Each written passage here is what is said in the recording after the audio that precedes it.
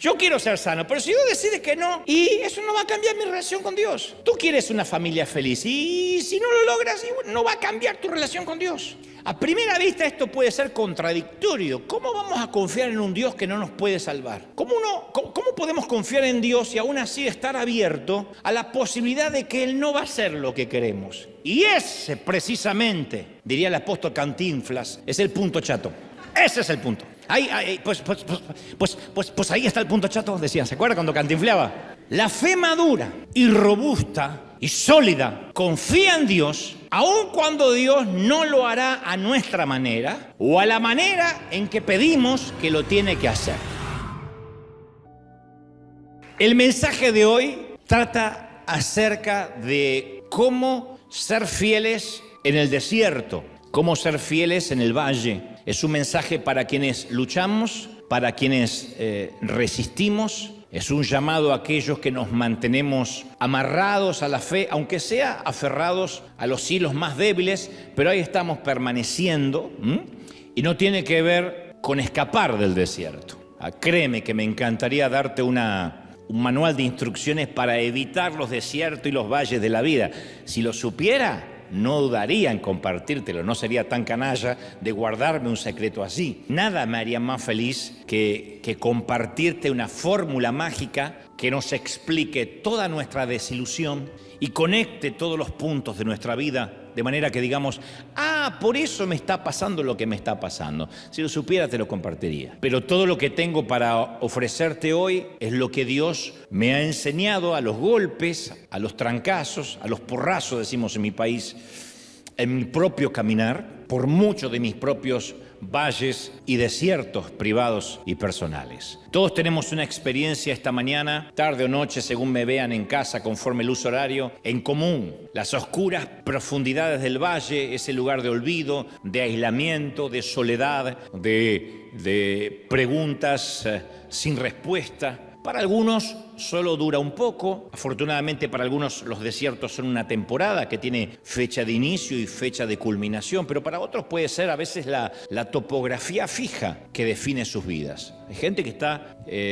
circunscrita a un desierto, a un valle, confinados a una enfermedad, a medicamentos de por vida, a tratamientos, a rebeldía con sus hijos, y parece que no tiene fecha de caducidad ese desierto. Entonces es posible que ahora mismo estés preguntándote ¿cuánto más puedes soportar o cuánto más te queda para dar? Y dices, ya estoy llegando a mi situación límite, creo que agoté mis fuerzas, mis reservas de energía, hice todo lo que se supone que debo hacer, oré, clamé, ayuné y no hay cambios en la geografía espiritual que me rodea. Puede ser la pérdida de un empleo, insisto, unos resultados médicos inesperados, el accidente que nunca anticipaste y que cambió tu vida tal como la conocías, el ministerio que se desmoronó por una razón moral, por alguna frustración, la pérdida de un hijo, la traición de un amigo, la desilusión de los sueños rotos o truncados, y todo eso nos deja sin aire, como si estuviésemos rodeados pero sin esperanza de rescate,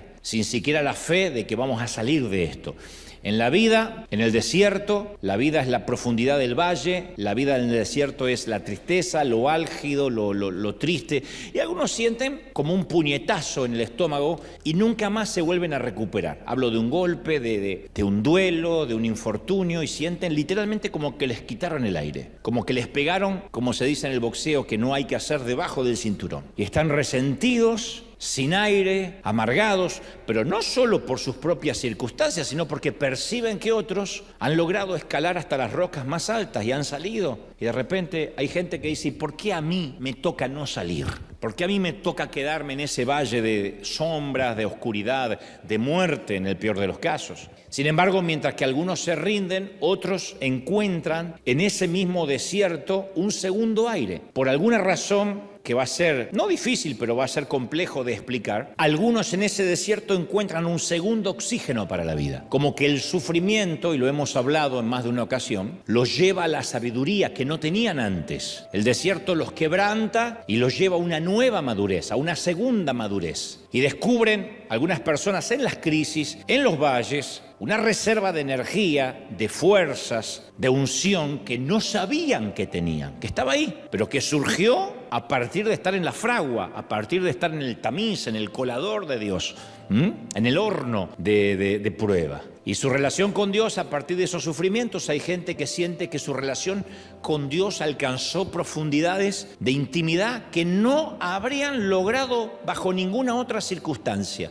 ni proponiéndoselo, ni diciendo este nuevo año voy a orar más, voy a ayunar más. Hay niveles de profundidad, de relación con Dios que se logran a partir de la crisis. Yo sé que no es bonito lo que digo, porque ustedes dicen, yo quiero la relación, pero no la crisis. Pero la crisis nos lleva a un nivel de relación con Dios que no tuvimos antes. El desaliento y la frustración se convierten en el fertilizante para una fe más profunda que adora a Dios sin importar lo que venga. Es como que nos va recubriendo el Señor con una nueva fe a partir de esa crisis. Entonces, en definitiva, el desierto es el lugar donde nace la verdadera adoración.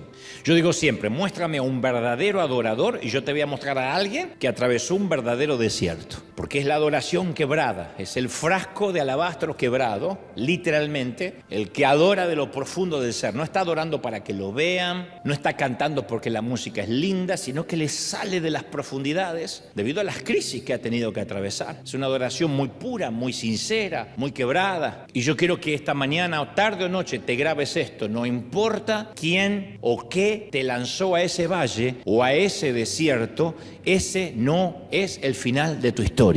Dios tiene otro epílogo, ¿sí? ¿Lo crees, sí o no? Ese no es el final.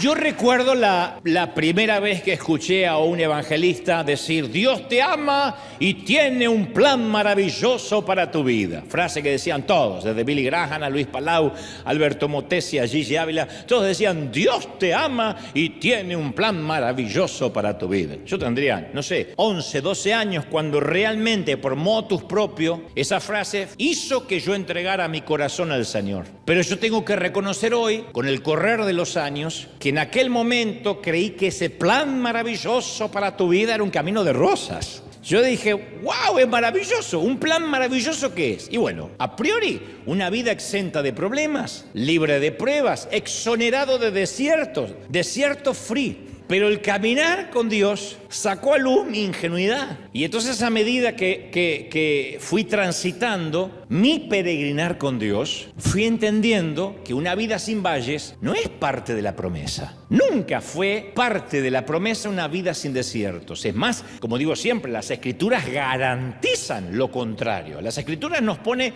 en las antípodas de los que creen estoy exento de desierto. El Señor hizo una promesa en Juan 16:33. Juan 16:33. Dijo, en este mundo afrontarán aflicciones. Hay una versión que dice, en este mundo tendréis. No dijo podrías tener, si te portas mal, a veces, a los que no confían en mí. No. En este mundo tendréis aflicciones. Pero anímense, yo he vencido al mundo. Maravilloso. Pero posiblemente sea el versículo menos repetido por el pueblo cristiano. Porque no nos gusta decir, en este mundo tendremos aflicciones. ¿Quién pega ese versículo en la nevera? Y antes de abrir para comerse un helado, dice, en este mundo tendréis aflicciones. Pero confiad, vence el helado y el ice cream, no lo comas. ¿Quién se pega eso en el auto? Ninguno. Sin embargo, es una promesa de Dios. Nos gusta la parte confiad. Yo he vencido al mundo, no nos gusta la primera. Él garantizó las aflicciones, al igual que garantizó su presencia. Son dos garantías maravillosas, porque van juntas. Dijo, hay aflicciones, pero yo te garantizo mi presencia, yo he vencido al mundo. El que venció al mundo dijo que va a estar con nosotros, no nos va a dejar solos. Entonces, las dos cosas están garantizadas. ¿Es maravilloso o no? Entonces, Jesús nos llamó a confiar en Él en medio de los problemas. Ahora, insisto, a nosotros nos fascina la seguridad de la presencia y decimos cosas como ¿a cuántos les gusta saber que Dios camina con ustedes? Amén, decimos al unísono. Pero no nos gusta creer en la seguridad de las aflicciones. El Señor dice, van juntas, son dos ingredientes que caminan juntos, las aflicciones de la vida mientras que estemos aquí y mi presencia. Ahora uno dice, ¿y no se puede tener su presencia sin los problemas? Yo solía orar y decirle al Señor, Señor, yo creo que conmigo podrías hacer una excepción. Pruébame, yo puedo confiar en ti sin el problema. Así oraba de verdad, ¿eh? A mí no me mandes el problema, yo confío en ti de antes. Como que yo digo, bueno, la Biblia no fue escrita para ti, tú estás fuera. Yo decía, yo puedo aprender rápido. Dame solo lo bueno y confiar en ti. A mí no me tienes que pasar por el crisol. A mí no me tienes que pasar por la prueba. Yo puedo confiar en ti. Pero no funciona de esa manera. Porque si Dios nos evita los desiertos, nunca vamos a aprender a confiar en Él, aunque lo digamos. Aunque de la jeta para afuera digamos, sí, yo voy a confiar en Él. No. Durante estos años, a mí me ha tocado conocer a pacientes que batallan contra el cáncer gran parte de su vida, a veces con un resultado bueno porque se sanan, otros con un resultado más bueno porque se van con el Señor. Y sin embargo, poseen una fuerza y una fe, aún atravesando la metástasis, la leucemia, una fe que yo no he tenido ni en mis mejores momentos de salud. Cuando yo he ido a visitar o he hablado con gente que está atravesando ese valle, soy yo el que sale fortalecido. Y no lo digo simplemente como un cliché, de verdad, salgo fortalecido porque digo, a ver, caramba, yo tengo la salud,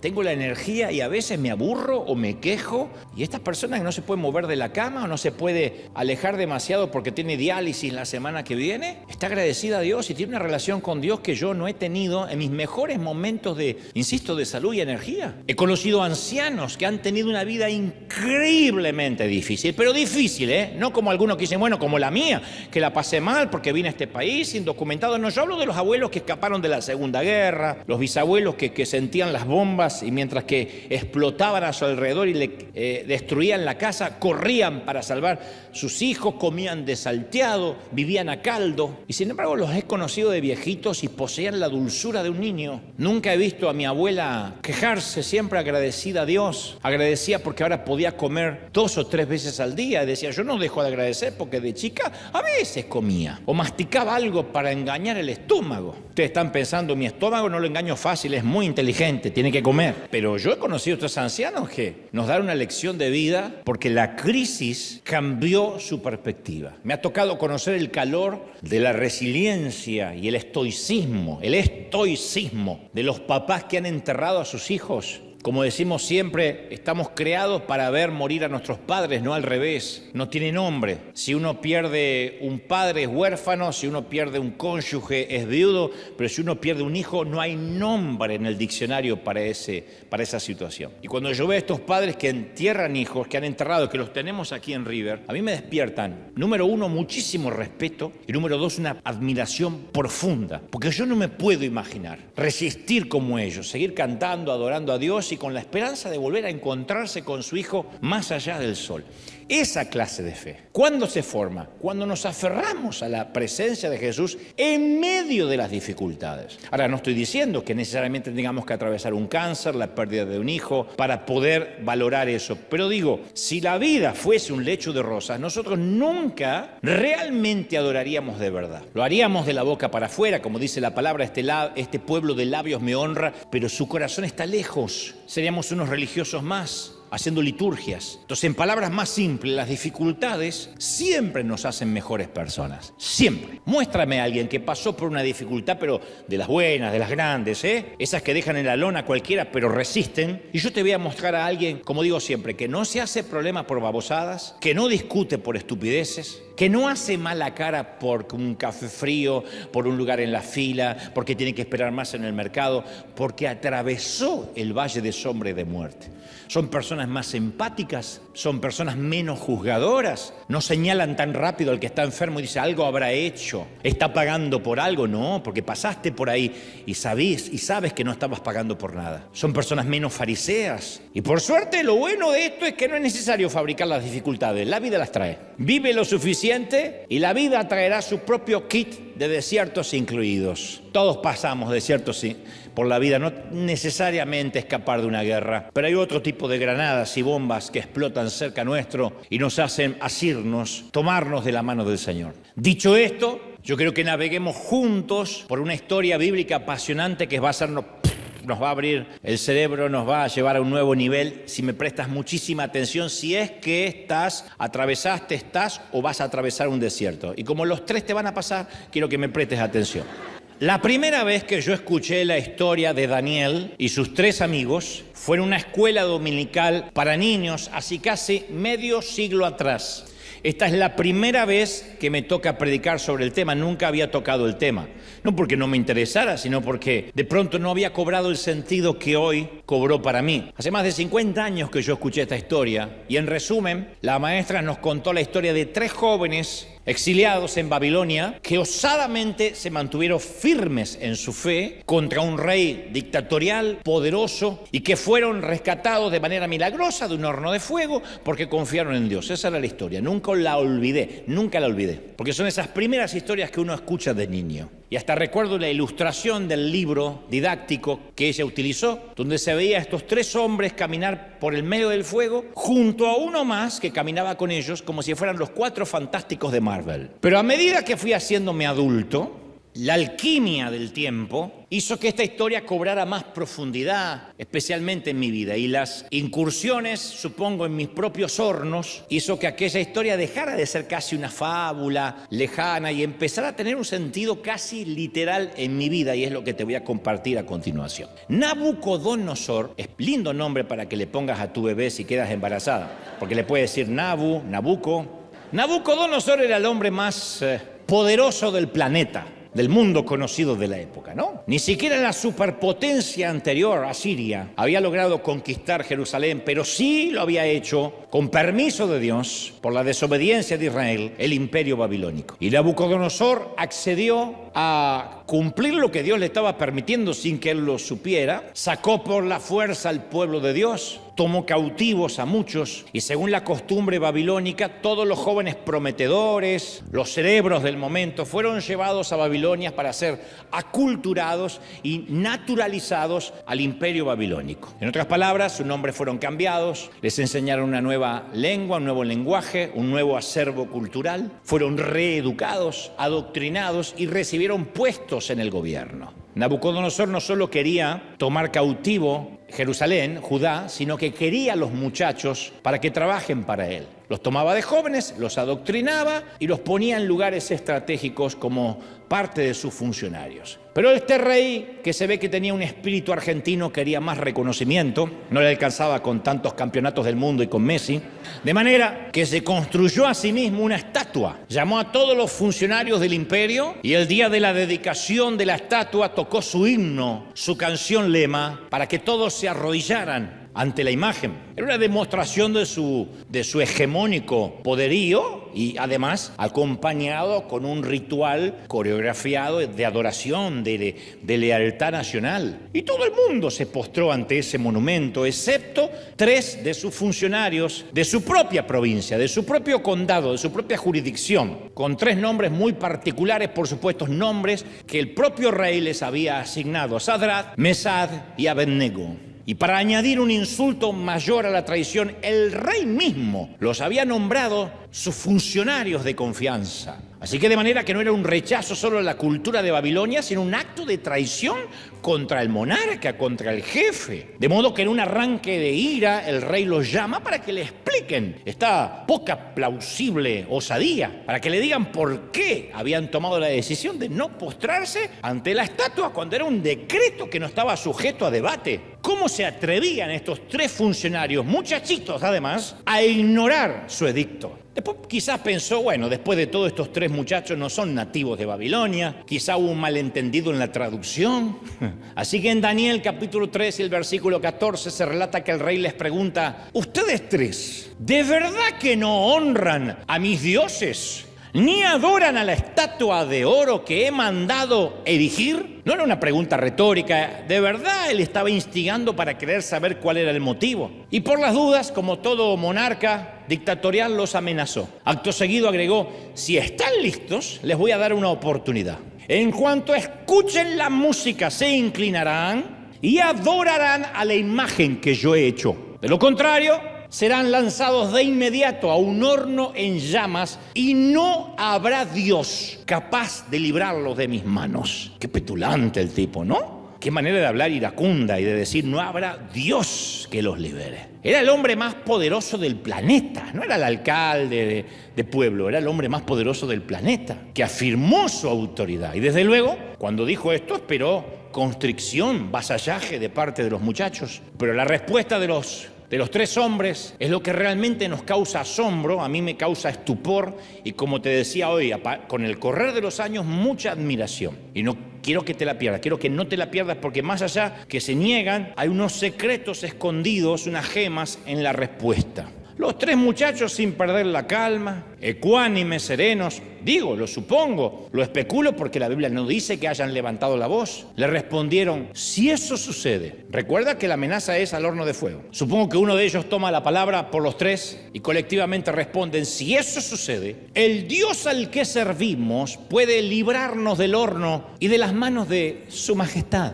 Y esto es lo que viene, me fascina. Pero si aún Dios no lo hace, si aún Dios no lo hace, lo diré otra vez, si aún Dios no lo hace, esto significa si no nos libera del horno y morimos chamuscados, sepa usted que aún así no honraremos a sus dioses ni adoraremos a una estatua. Es ridículo, no lo vamos a hacer. Fascinante. O sea, ellos no estaban ignorando la amenaza que tenían por delante. Así que convengamos, no era ni optimismo ingenuo, ni confesión positiva, ni fe ciega. Con el calor de las llamas secándole los ojos porque estaban cerca del horno, Nabucodonosor los citó como para coaccionarlos, para que vean que no era una promesa, que el horno existía. Cerquita del horno rechazaron al rey. Y la respuesta de los muchachos contiene 2 partes que la hacen una de las declaraciones más poderosas y magníficas de todas las Escrituras. Número 1, confiaban en que Dios los podía liberar del fuego. Número 2, confiaban en Dios aunque no los liberara del fuego. Eso es fe, señores. Si Dios nos libera, fenómeno. Si no nos libera, fenómeno. Como decía hoy, si nos sana del cáncer, gloria a Dios. Si no nos sana del cáncer, es porque me sana allá arriba. Como sea, gano. Y este es el punto neurálgico del mensaje. Porque uno probablemente espera que en una historia bíblica, épica, Dios neutralice al rey, cancele su decreto, lo toque el Espíritu Santo por la noche y lo vuelva loco, apague el horno. O sea, a uno le gusta esas historias, la fe contra las probabilidades. Sin embargo, aquí es donde la historia da un viraje inesperado. Los muchachos declararon que no solo su Dios los podía salvar, sino que si Dios decidía no salvarlos, aún así no estaba en debate su lealtad. La lealtad es la misma, me salve o no me salve. La lealtad de los muchachos le pertenecía a Dios sin importar cómo Él actuara o incluso si no actuara en su defensa. Y creo que poca gente nos detenemos en el poder de estas palabras pronunciadas nada menos, por eso te di el contexto, que en la corte de un gobierno dictatorial, tiránico, autocrático, déspota, opresor y totalitario. Esto no fue una declaración en la habitación con el Señor un domingo por la mañana en el templo. Ellos le dijeron: Rey, no nos inclinaremos ante otro Dios, nos libere nuestro Dios o no nos libere nuestro Dios. La frase es: aún si Dios no lo hace, aún si Dios no lo hace, yo le serviré. Aún si Dios no lo hace, yo seré fiel. Aún si me prospera, si no me prospera, si me sana, si no me sana, si cambia mi familia o no la cambia, yo soy fiel porque lo amo, porque le he entregado mi vida. Maravilloso, fuerte. En otras palabras, confiamos en Dios, pase lo que pase, como predicamos hace una semana, que venga lo que tenga que venir, que pase lo que tenga que pasar, aun cuando el resultado final todavía no esté decidido. O sea, en resumen, nos negamos a sucumbir ante la presión. Ahora, para comprender la profundidad de estas convicciones, porque uno puede decir, bueno, son héroes bíblicos, vamos a repasar un poquito, rapidito, el contexto de la historia. El rey de Babilonia que está ante ellos era su captor, no un presidente democrático. Era un captor que les había quitado todo. Hay gente siempre en un país que odia al nuevo presidente electo, porque es del otro partido. Imagina el odio que habría si ese presidente sube por un golpe de Estado o toma el poder por las armas. No solo eso, te quita, te quema tu ciudad, te cambia el nombre, te cambia la bandera, te cambia el idioma y ahora te está ordenando una cosa más. La pregunta es, ¿cómo estos muchachos podían seguir confiando en su Dios si Dios no los había librado del exilio babilónico en el pasado? Estos muchachos no estaban allí en victoria, estaban cautivos. ¿Cómo tenían esta convicción? Cuando estaban frente al mismo rey que había causado la caída de Jerusalén y su Dios no había hecho nada. ¿Me siguen? Me miran así medio raro. ¿Me están siguiendo así? Lo que digo, tenían todo el derecho de darse por vencidos con el Dios que aparentemente se había dado por vencido con ellos. Porque no estaban ahí después de un gran momento de fe, de una gran liberación, del cruce del Mar Rojo. Estaban ahí después de años de ser cautivos, de ser presos políticos. Y ese es el reto que enfrentamos los que confiamos en Dios. ¿Qué pasa cuando no se cumplen nuestras expectativas? Cuando tampoco se cumplen las promesas de Dios o aquella profecía que le creímos y las bendiciones parece que se secan y nuestras oraciones no son contestadas y nuestros corazones se quebrantan. Ahí es cuando los bandos se dividen, al menos en tres. Algunos no pueden adorar a un Dios que nos abandonó. Entonces el silencio de Dios en alguna circunstancia de sus vidas los desalienta al punto de decir, no, yo ya no vuelvo a confiar más en Dios. Yo le pedí que sanara a mi hijo. Cuando más lo necesité, Él no intervino en mi divorcio. Él no hizo nada por mis papeles ni porque deportaran a mis seres queridos.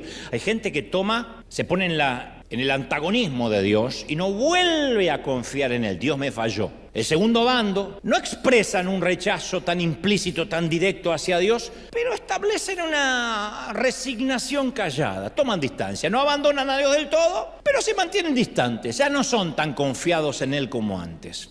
Sí, siguen viniendo, se siguen congregando, pero funcionalmente han dejado de orar, privadamente han dejado de confiar y han dejado de creer que Dios puede ayudarlos porque dicen, ya Dios me falló, así que ahora estoy simplemente sopesando, tomando examen, a ver qué tal se va a portar Dios en la próxima. Y luego está el tercer grupo, en el cual están estos tres muchachos. Tenían fe en la capacidad de Dios para salvarlos, pero también estaban dispuestos a reconocer la posibilidad de no ser salvados. Y yo quiero ser sano, pero si Dios decide que no, y eso no va a cambiar mi relación con Dios. Tú quieres una familia feliz, y si no lo logras, no va a cambiar tu relación con Dios. A primera vista esto puede ser contradictorio. ¿Cómo vamos a confiar en un Dios que no nos puede salvar? ¿Cómo podemos confiar en Dios y aún así estar abierto a la posibilidad de que Él no va a hacer lo que queremos? Y ese precisamente, diría el apóstol Cantinflas, es el punto chato. Ese es el punto.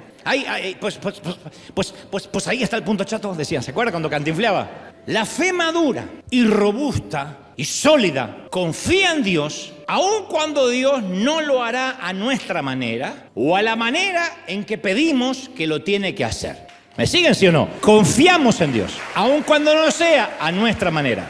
Por esa razón siempre yo me pregunté, ¿cómo estos tres hombres, insisto, podían tener esa clase de fe sólida? Esa clase de fe fundamentada. Durante los años que torpemente o bien, no sé cómo lo estaré haciendo, Dios dirá, llevo al timón de esta maravillosa nave insignia llamada River, yo he aprendido un principio inviolable, que si vamos a construir algo bien, es esencial, condición sine qua non, o sea, no se puede prescindir de esta condición, que tengamos un fundamento sólido. En el liderazgo, en lo que se hace, se requiere un fundamento sólido. Hoy en día llega gente de todas partes del mundo y nos miran, y muchos líderes me escriben para que le dé un par de tips para replicar en sus ciudades lo mismo que sucede en River Arena. Me dicen, yo quiero que me des 3 o 4 cosas que has hecho, y esperan algo así como, mira, coloca este tipo de luces, vístete de esta manera, utiliza esta música, repite esta frase, predica de esta forma y ¡pum! Polvo para hacer River Arena. Te llevas el sobrecito.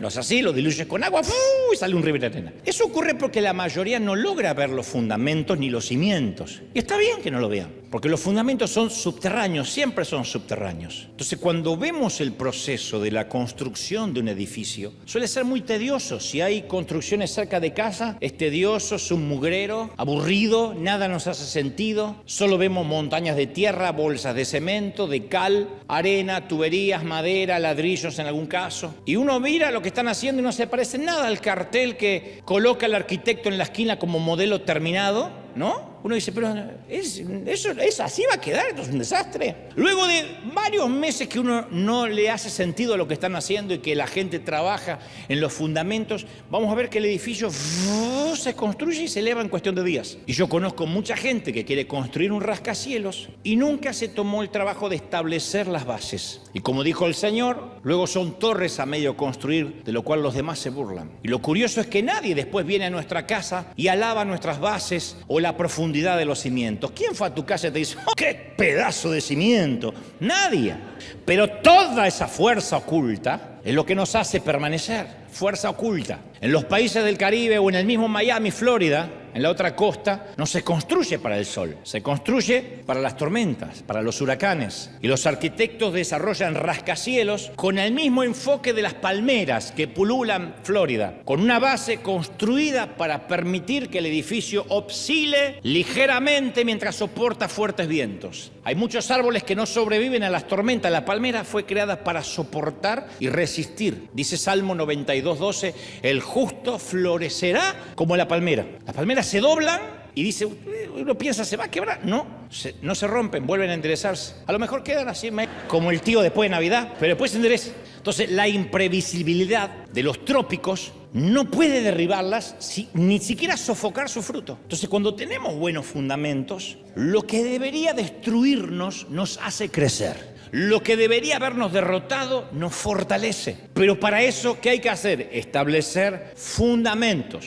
Tenemos que nutrir una raíz que nos sostenga en el desierto, en las tormentas. Establecemos una raíz en tiempos de paz para no tener que deliberar en tiempos de guerra lo que ya fue establecido. En tiempos de paz uno establece los fundamentos para que cuando vengan los tiempos de guerra no haya nada que discutir. De hecho, hay una frase militar que dice, no se discute en tiempos de guerra las decisiones tomadas durante el tiempo de paz. Establecemos caminar en integridad antes que surja la oportunidad de engañar, malversar o mentir. No esperamos que nos llegue el negocio sucio para ver qué bases tenemos. Ni un amén se les escapa. Digan amén aunque sea para quedar bien. Establecemos nuestra generosidad antes que el pastor nos pida, vamos a poner una ofrenda. Yo antes establezco que voy a ser generoso. ¿Me pidan o no me pidan? No tengo que esperar que me toquen los sentimientos, que me muestren un niño muerto de hambre, para que yo diga, uy, sí, tendría que dar algo, ¿no? Eso es no tener cimientos.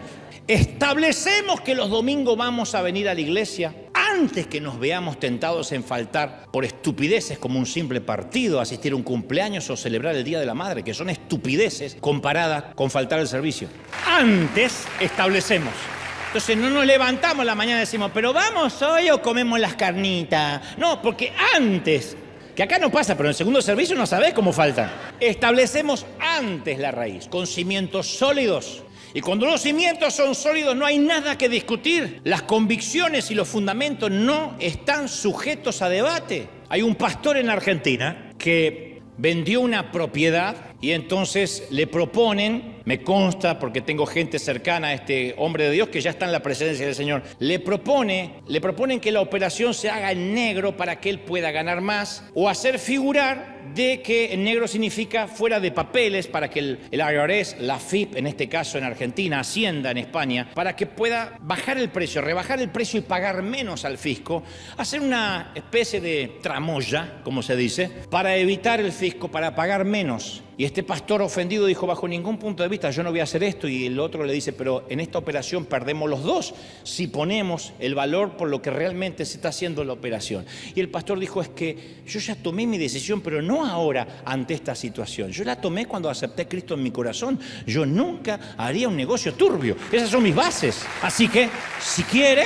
Si no hay forma de que usted quiera pagar lo que hay que pagar al fisco, yo pago los impuestos por los dos, pero bajo ningún punto de vista yo voy a malversar o a mentir. Entonces, mientras que otros saltan de convicción en convicción, hay gente que dice, cuando quieras encontrarme no me tienes que buscar. Yo no me voy a ninguna parte porque yo estoy plantado como la palmera, floreciendo como la palmera. Alguien lo tiene que creer, ¿sí o no? Viste que hay gente que dice, estas son mis convicciones, si no te gustan tengo otras.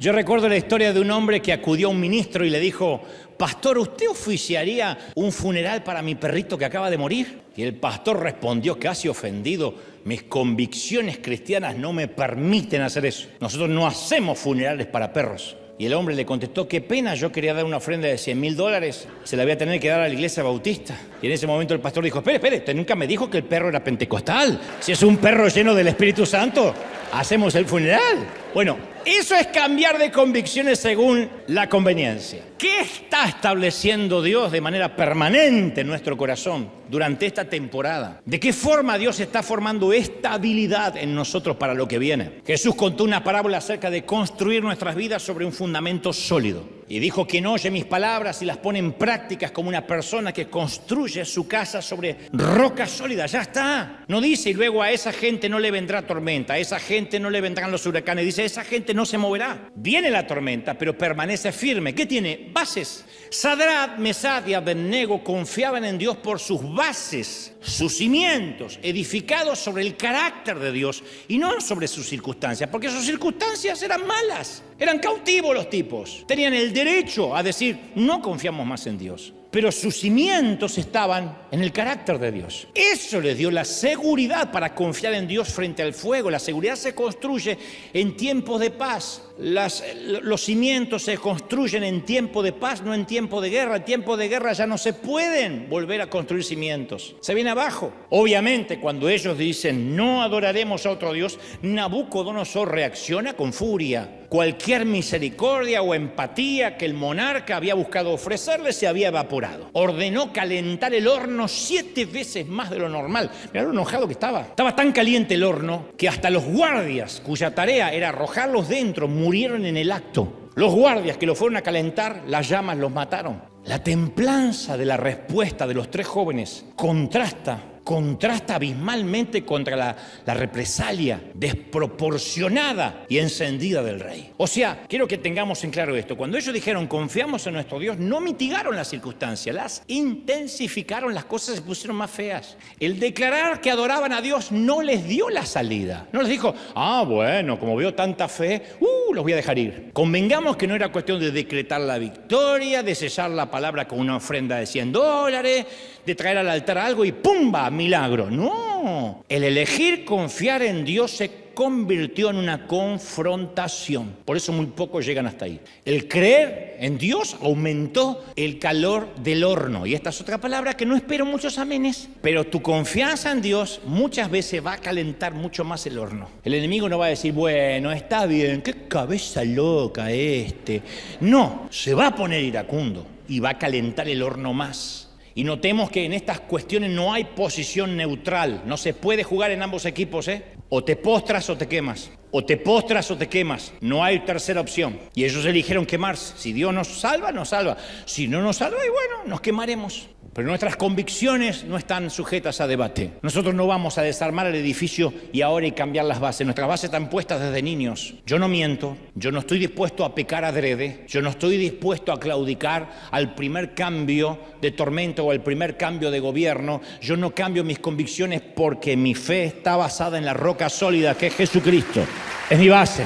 Entonces, una vez que logramos comprender los fundamentos de la fe de estos 3 hombres, yo quiero que volvamos a esa frase magnífica que quiero que nos llevemos hoy, esa frase colectiva: aún si Dios no lo hace, aún si Dios no lo hace. Ellos están diciendo: nuestra única jurisdicción, nuestra única responsabilidad, ¿sabe cuál es? Confiar en Dios, punto. Tu única responsabilidad es confiar en Dios. La jurisdicción de Dios es hacerlo a su manera. ¿Cómo lo va a hacer? No sé. Mi responsabilidad termina en mi confianza en Dios. ¿Cómo Él lo haga es asunto de Él? No es mi jurisdicción. Porque muchas veces decimos que confiamos en Dios, pero en realidad confiamos en Él siempre y cuando sea a nuestra manera, que es el nuevo fenómeno, que Dios lo haga a mi manera. Hay una vieja canción, My Way, a mi manera, escrita en Francia en 1967 por un tal Claude François, que 2 años más tarde, en el 69, adaptó al inglés Polanca y luego lo popularizó Frank Sinatra, hasta Elvis o Vicente Fernández. Y la esencia de esa canción reside en la celebración de una vida sin arrepentimiento. Hago lo que quiero. Es la celebración del hedonismo, de la individualidad, enfatizando la importancia de vivir según nuestras propias reglas, según nuestros propios términos. Estoy mirando atrás y puedo ver la vida entera y sé que estoy en paz, pues la viví a mi manera. A mi manera es cocino mis deseos a fuego lento, vivo a mi manera hasta que al fin tengo un asado de expectativas que gobierna mi vida. Le llevamos nuestro proyecto a Dios no para preguntarle si es su voluntad, sino para que nos dé el visto bueno. Señor, ¿me firmás acá? Entonces, el deseo de casarnos se convierte en nuestra propia expectativa, nuestra manera de cuándo, con quién, cómo y dónde tiene que ser la boda, porque así se lo estoy pidiendo al Señor. El Señor hay que ser específico. El anhelo de tener hijos se convierte en la expectativa de cuánto, cómo van a ser, cómo serán, qué van a estudiar y cuánto dinero voy a tener guardado para que vayan a la universidad. Ahora bien, los deseos en sí mismos no son malos. Salmos 37:4 dice, deleítate en el Señor y Él te concederá los deseos de tu corazón. El problema no son los deseos, ¿verdad? El problema no son los deseos, sino cuando empezamos a ver a Dios como el medio para conseguir nuestros deseos. Y nos creamos la falsa expectativa de que Dios, si nos ama, si de verdad eres bueno, entonces nos darás lo que yo te pido, me darás lo que te pido y de la manera en que te lo pido. ¿Es mucho pedir, Señor? Lo que pido es un hombre lindo, musculoso, millonario, sin madre. Es mucho pedir.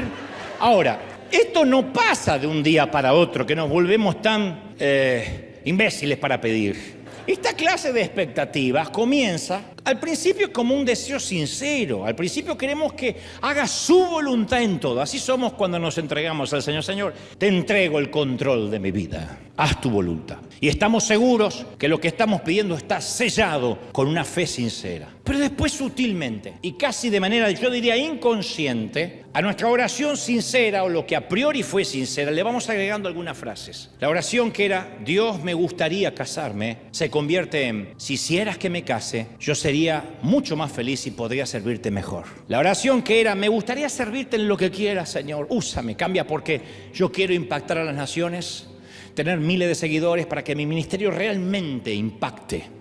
La oración, me gustaría que me sanaras, cambia, si me sanas, recién voy a poder confiar de que eres un Dios sanador y voy a dar testimonio de que tú sanas. Entonces, a ver, cuando el deseo se convierte en expectativa, defino mi visión de quién es Dios siempre que lo haga a mi manera. Entonces, la pregunta profunda que hoy deberíamos hacernos es, ¿quién es Dios para nosotros? ¿El Dios al cual adoramos no importa lo que nos pase? ¿O el simple camarero que nos trae la orden tal como la pedimos a nuestra mesa? ¿Dios es Dios o es el camarero? Porque si es el camarero podemos decir, no, Dios, yo los camarones no los pedí así, ¿Me lo cambia, por favor? Si Dios es el que adoramos, nos traiga comida o no, la ecuación cambia. Y acá viene bien una pequeña lección de gramática simple.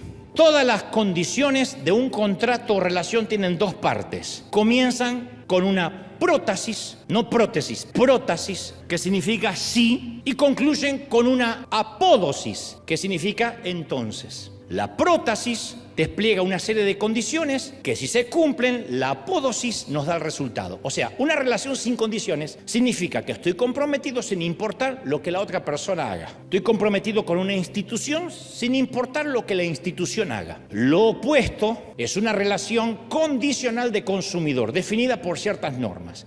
Si haces lo que quiero o lo que me beneficia, entonces me quedo en la relación. Esa relación puede ser con una persona o con una organización, o con un club, o con un servicio. Pagaré el costo de la membresía entre tanto reciba los beneficios. Si no voy, atención al cliente a quejarme. Así es como funciona Costco o Netflix, así es como operan. Pero las condiciones también podrían distorsionar una relación. Pensemos en cómo se vería afectada nuestra relación con Dios si en lugar de una promesa incondicional, Señor, te seré fiel, aunque no me libres del horno de fuego, cambiara, por ejemplo, te seré fiel solo si me haces feliz, si me prosperas, si me sanas, si me bendices, si me mantienes lejos del fuego y las suegras, entonces te adoraré. La prótasis de mis deseos dicta la apódosis de lo que estoy dispuesto a invertir en la relación. Entonces, el efecto más trágico de imponer nuestras condiciones a Dios es que podemos perdernos el propósito que Él creó para nosotros y pasamos toda una vida sin alcanzarlo solo porque no fue de la manera en que se lo pedimos nosotros.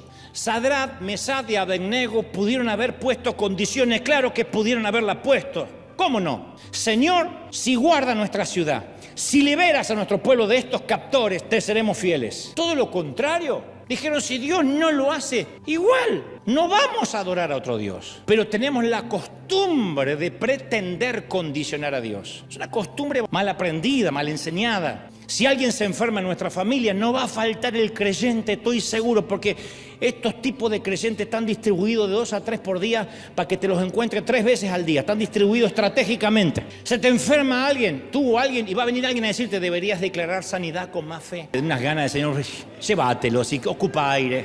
Deberías quebrar alguna maldición, o que te arrepientas de un pecado oculto que todavía no confesaste. ¿O por qué no vas a ver a un ministerio de sanidad? O que le des 7 vueltas a la cama del enfermo mientras lo rocíes con aceite de oliva.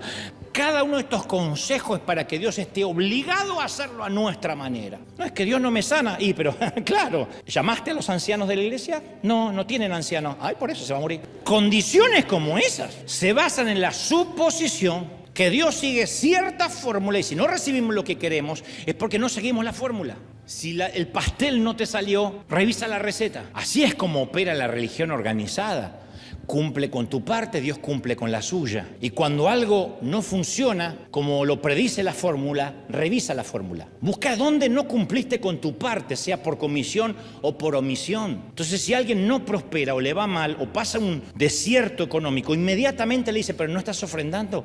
Sí, la siembra trae cosecha. Pero a mí me ha tocado décadas de sembrar y no cosechar todavía. No era el momento. ¿Qué sé yo? Tal vez no estaba preparado para la cosecha. Tal vez mi ofrenda no era tan sincera como yo lo creía, no lo sé, o simplemente a Dios se le antojó ver si yo lo adoraba igual con o sin cosecha. No lo sé, pero no hay fórmula.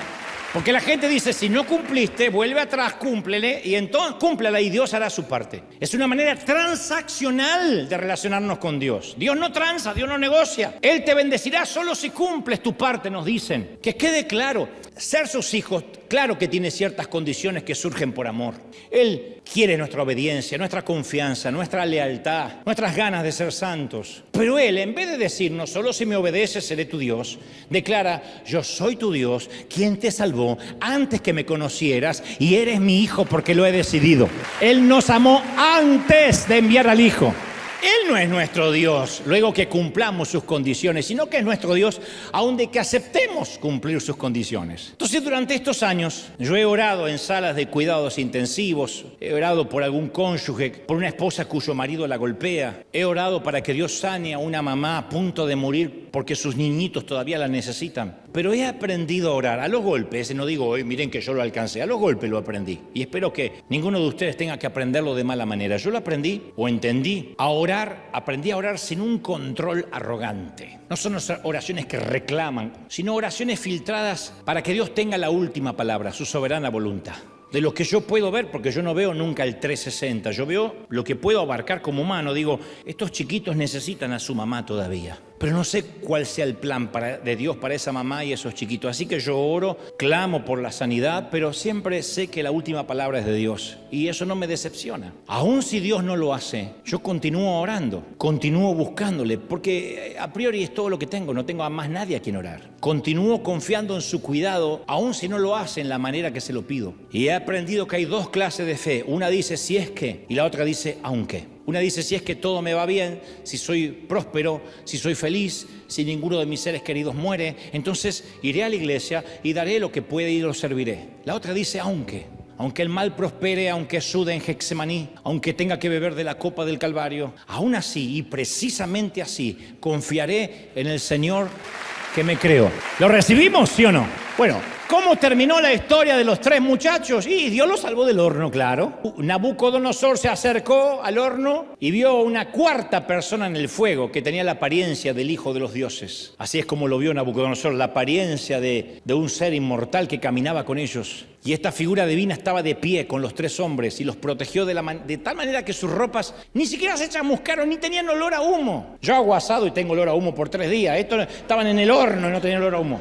Ellos experimentaron lo que los teólogos llaman una teofanía, una manifestación del mismo Dios o de lo que se cree el Hijo de Dios. Muchos creen que se trataba del propio Jesucristo antes de la reencarnación. Ahí estaba Jesucristo, en la primera aparición pública de Jesucristo en la tierra. Y ese día los jóvenes experimentaron algo más que la liberación, algo que Dios les tenía preparado y que se habrían perdido. Experimentaron la misma presencia de Dios caminando con ellos. El Hijo de Dios bajó a caminar con ellos en el fuego. El rey exclamó, alabado sea el Dios de estos jóvenes. Esta es la única alabanza escrita por un ateo. Alabado sea el Dios de estos jóvenes, que envió su ángel y los salvó. Y agregó, ellos confiaron en él y desafiando mi orden real, optaron por la muerte antes que honrar y adorar a otro Dios que no fuera el suyo. Nabucodonosor alabó al Dios de los jóvenes. Y la alabanza de Nabucodonosor ofrece 2 observaciones importantes. Primero, el hombre más poderoso del planeta reaccionó ante el poder salvador de alguien mayor. Dios había salvado a sus siervos y refutó lo que él había declarado. No habrá Dios capaz de librarlo de mis manos. Dios hizo que se tragara sus palabras. Segundo, el rey les ofreció, por su compromiso, por su devoción, porque el Dios los había librado, les ofreció algo que nunca pensamos a priori que el rey podía ofrecerles. Él vio que el desafío de los jóvenes no fue la terquedad, la resignación, tampoco fue una expresión de fe ingenua, triunfalista, que rehusaba la posibilidad de la muerte. No, él vio que estaban dispuestos a morir, a entregar sus cuerpos con tal de no servir a otro Dios. Y entonces, irónicamente, el rey ofreció una explicación de por qué esto pasó, y esto es lo que les ofreció. El rey entendió que la negación a postrarse ante otro Dios fluía de una devoción ante un Dios mayor, y entonces les ofreció a ellos esta declaración, un nuevo edicto: que nadie en el imperio pueda hablar mal del Dios de Sadrach, Mesach y Abednego. No le pido que adoren a este Dios, pero respétenlo, porque ningún otro Dios salva de esta manera. ¡Wow! No hay Dios que salve de esta manera. ¿Lo creemos? Me encanta eso. No hay un Dios que salve de esta manera. ¿De qué manera? ¿De qué manera? No la manera que nos gusta, la manera de Dios, sino la nuestra. Dios pudo haber salvado del fuego de muchas maneras milagrosas. Podía haber apagado el fuego. Se apaga. Podía haber hecho que Nabucodonosor cambiara de idea, ¿o no? Si pudo hacer que la madera mojada se encendiera en el caso de la confrontación de Elías con los profetas, podía hacer que el fuego de Nabucodonosor nunca se prendiera. Pero los jóvenes no fueron salvados del horno.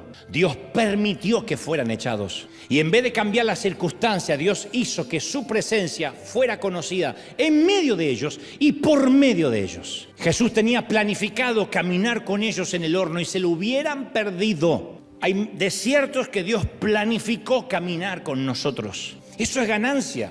Un desierto caminando con Jesús es 1000 veces mejor que un oasis sin Él, que un bosque repleto de flores sin la presencia de Dios. ¿Recuerda la promesa de Jesús? Mi presencia en medio de las aflicciones. Y a menudo es así como Dios obra. Vayámonos acostumbrándonos. Isaías 43:2 dice: cuando cruces las aguas, yo estaré contigo. Cuando pases por los ríos, no te cubrirán. Cuando camines por el fuego, no te quemarás, ni te abrazarán las llamas. Me pregunto si esta promesa retumbaba en las mentes de Sadrach, Mesach y Abednego. ¿Recuerdas? Las llamas no nos van a quemar. Y no dices, si te toca caminar por el fuego como algunos pobres condenados. No, cuando pases por el fuego. O sea, es una promesa, habrá fuego. Cuando estés en el fuego no te quemarás, no serás consumido. A veces Dios permite que pasemos por el fuego, y cuando entramos en las dificultades, en los fuegos de la vida, nuestra respuesta instintiva es que Dios cambie la circunstancia. Cambia, Señor, cambia la circunstancia. Le pedimos a Dios que inmediatamente apague el fuego. Dios no es bombero, Dios no apaga fuegos. Él nos hace caminar por medio del fuego, no los apaga, nos hace caminar. Es mayor su gloria. Nosotros queremos que el Señor mate a nuestros enemigos, avergüenza a mis enemigos. Y Él dice, no, la promesa es: aderezo mesa delante de tus enemigos. Te preparo una mesa para que te sientes y te honro delante de tus enemigos. Pero yo no juzgo a alguien para que tú estés contento. A lo sumo te honraré delante de los que te hicieron bullying. Pero nosotros queremos que Dios cambie las circunstancias. Le pedimos que baje un poco el calor, que el rey cambie de idea, que cierre la puerta del horno, que se cancelen los hornos, que Dios levante un presidente que prohíba los hornos, que muestre quién es Dios, porque se atrevieron a hablar contra mi Dios. ¿Cuántas veces oramos por menos fuego en vez de orar por más Dios en medio del fuego? Señor, dame menos fuego. Y Dios dice, no, ora por más Dios en medio del fuego. Quiero conocerte. ¿Cuál es el primer acto reflejo cuando estamos atravesando un problema? Cuando alguien nos cuenta un problema, lo primero que hacemos es darle un consejo para que cambie su situación. Le decimos, y te conviene salir de esa relación. O confróntala, no te calles nada. O no te dejes pisotear. O reclama lo que es tuyo. Es muy raro que le digamos a alguien, resiste, el Señor camina contigo. Esto no es para pusilánimes, no es que estoy diciendo, sé cobarde, no, marcha, pero marcha en el fuego. Muy pocas veces nos aconsejaron que resistamos como la palmera en medio de la tormenta. Dios permite que caminemos por el fuego, no solo para que experimentemos su poder, sino su presencia en el medio del fuego. Las personas que han estado enfermas en cama de hospital han dicho, he sentido a Dios como nunca. Jamás he orado tan sinceramente en una iglesia como oré en la sala de hospital. Nunca escuché la voz tan clara como la escuché en aquel cementerio. Él me sostuvo cuando salía del panteón. Él quiere caminar con nosotros en el horno. Y eso pasa para que nos demos cuenta que Él no es un genio metido en una lámpara al cual frotamos y ¡pum!, cumple los deseos. Y si me salva, adoraremos. No, Si nos salva, adoraremos, y si decide no salvarnos, adoraremos de igual modo. Su presencia nos va a cambiar en medio del fuego. Entonces, ningún otro Dios rescata así. Lo dijo Nabucodonosor. No hay un Dios que rescate de esa manera. No hay un Dios que lo haga con este estilo. Porque él también hubiese, si fuera otro rey, apagado el horno o darles una amnistía o un perdón. No. Ningún Dios llega tan lejos. Dios nos da la posibilidad de experimentar su presencia sin importar dónde estemos. Cuento algo para cerrar. La gente de Okinawa, Japón, es conocida por tener una longevidad asombrosa. Viven 112, 115 años algunos. Y los estudiosos se lo atribuyen a los continuos movimientos diarios que ellos tienen. Porque a diferencia de nosotros los occidentales, a lo largo del día, sin importar la edad que tengan, ellos para almorzar o cenar se sientan en tapetes de tatami que están en el suelo. Así que no importa que tengan 80, 90 años, a la hora de almorzar o cenar, esta es la postura. Y posiblemente este ejercicio cotidiano de agacharse y levantarse le da la flexibilidad y la fuerza que necesitan, y una de las esperanzas de vida más largas del mundo. Y la mayoría de nosotros queremos la longevidad de las promesas de Dios, la fe, pero no estamos dispuestos a agacharnos. Reclamamos la presencia de Dios en nuestro mundo, pero no queremos las aflicciones de quien venció a ese mundo. Queremos la corona, pero evitamos la cruz. Queremos la tierra prometida, pero queremos estar exentos del desierto. Queremos que el Hijo de Dios camine con nosotros. ¿Quién no? Pero le pedimos que nos evite el horno de fuego. Y el Señor dice, es que, ¿sabes?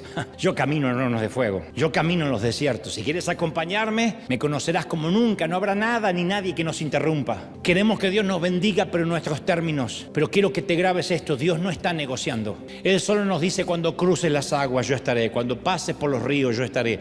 Cuando pases por el fuego, yo estaré. Su promesa incluye aguas, ríos, fuego, pero también su incondicional presencia. Yo amo la manera de Dios. No es casualidad que estés aquí hoy. Mira el siguiente vídeo que ves en la pantalla. A veces necesitamos una voz de consuelo. Aquí encontrarás palabras que sanan, mensajes espirituales que despiertan la fe y te ayudan a seguir adelante aún en medio de la dificultad.